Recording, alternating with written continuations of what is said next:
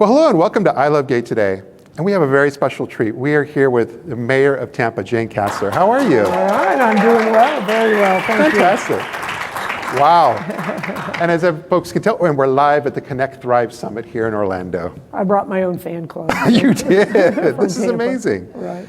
No, just, I mean, I think that there's so much we could talk about. We could be here for hours. Mm-hmm. But you were an out lesbian that was promoted to chief of police in Tampa, and then your career just sort of spiraled from there. Yeah, so I was with the Tampa Police Department for 31 years. Wow. First woman, first openly gay chief of police in the city. So yeah. We are a very forward-thinking city in Tampa. And it's just such a wonderful, wonderful, wonderful place to live, work, and play. I've come to learn that. And I will say, this isn't a political show, and we don't normally dive too. But I will say, Tuesday night we were all glued to our televisions, and I just know that when I saw Pinellas County and your county and Tampa's a part of show up blue as like the very first in that island and sea that became red. It was very inspiring. Yes, it was. It was unfortunate that the rest of the state, or a much larger portion of the state, didn't go blue, but. Very proud of Hillsborough County, which Tampa's located in, and Pinellas County right across the bay from us. But I was just amazed. So from all that, there's so much positivity when it comes to, there was the sheriff in Cincinnati, Ohio. She was fired for being a lesbian, and she did the right thing. She decided, I'm going to run against the guy who just fired me, and she won. And then, and then Stacey Abrams from Georgia, she's now a superstar on the radar. And it just speaks to what like you were kind of one of the pioneers at the forefront, not just for women, lesbian women, but women in general, because now we have Kamala Harris.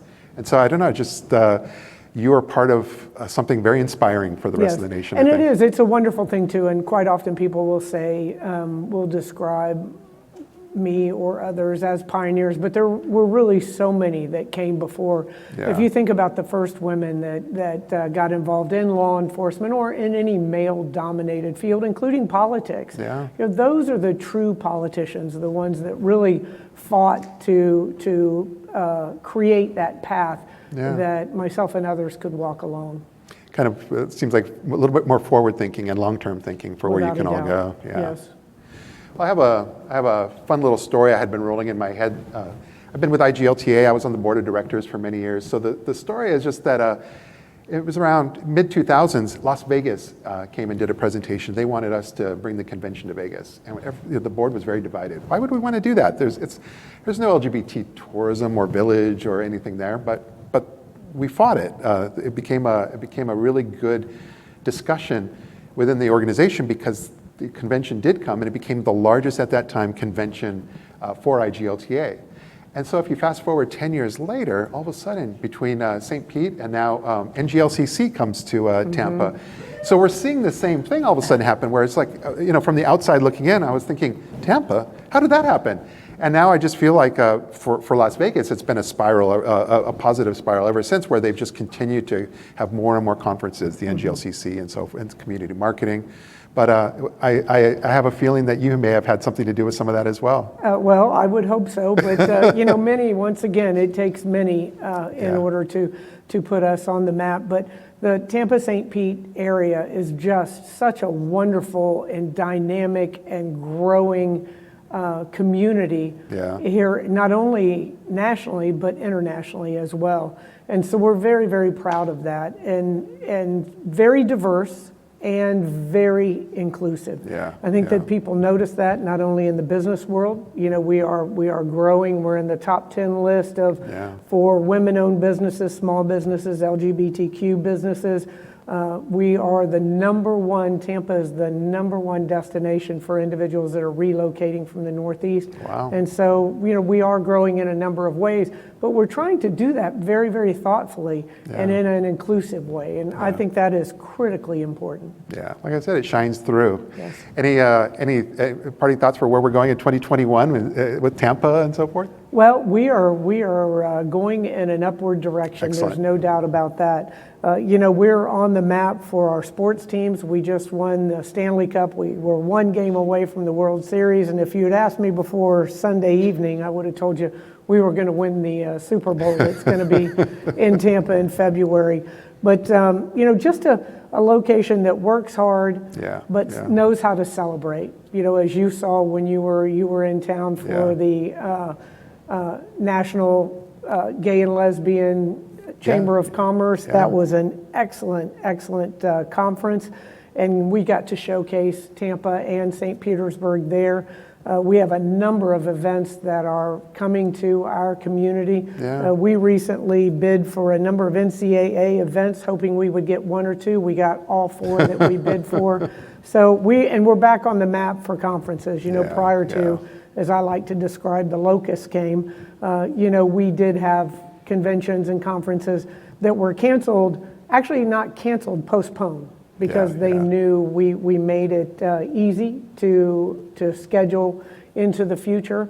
And so we just have so many different things that are happening. Entire neighborhoods being created. The first green community in Water Street, which is right down in the urban core, right by our Amalie Arena, our convention center, 5-star hotels. We just have it going on in the city of Tampa. Wow.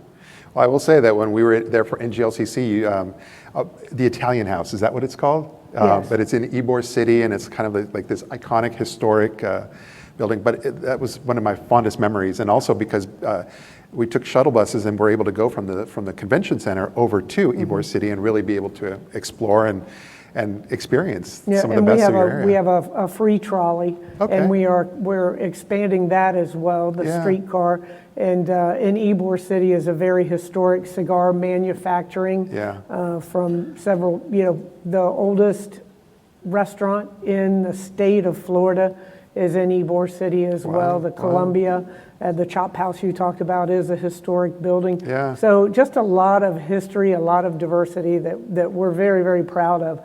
And one of the things that we do well, I believe, is that we market ourselves as a region. Clearwater is always on the top 10 of the world's best beaches. St. Petersburg's got a very vibrant and unique downtown, a very active LGBTQ community just like ours. And then over in Tampa, you've got more of the corporate feel and the businesses and the startups and the entrepreneurial ecosystem. But I tell everybody, if you come to Tampa, you get St. Pete and Clearwater and vice versa. Very true. Very we true. like to really market ourselves as a region. And we truly believe that. It's not just a marketing slogan. We are a very, very close community. That's fantastic. It is. Well, this has been wonderful for you to take a few moments of your time and share your story of Tampa and what you all are up to. And I really look forward to being able to return again when we come back. Always have time to talk about Tampa and Tampa Bay. It really is an absolute wonderful location. And one of the things I know that Visit Tampa Bay has been very active in this conference, and one of the initiatives that they called Visit Tampa Gay, and to encourage LGBT conferences, vacation spots, businesses, understanding that we are very, very open and welcoming.